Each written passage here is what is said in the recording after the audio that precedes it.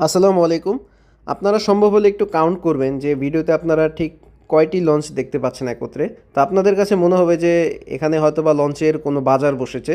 হ্যাঁ, ঠিক এখানে এই লঞ্চের বাজার বসেছে। এই লঞ্চের বাজার বসেছে ঢাকার অপোজিটে কেরানীগঞ্জ। তো এটা হলো কেরানীগঞ্জের ডকইয়ার্ড।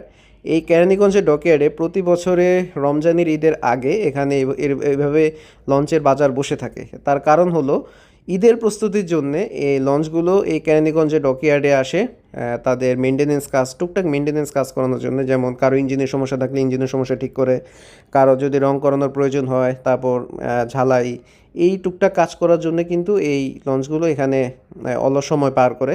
তো বেসিক্যালি রমজানের প্রথম রমজান হতে 20 রমজান পর্যন্ত কিন্তু লঞ্চে যাত্রী চাপ একদম থাকে না বললেই চলে। আর এই সময়টাতেই এই যে লঞ্চগুলো দেখতে পাচ্ছেন, এই লঞ্চগুলো এই কেরানীগঞ্জের ডকইয়ার্ডে এসে তারা নিজেদের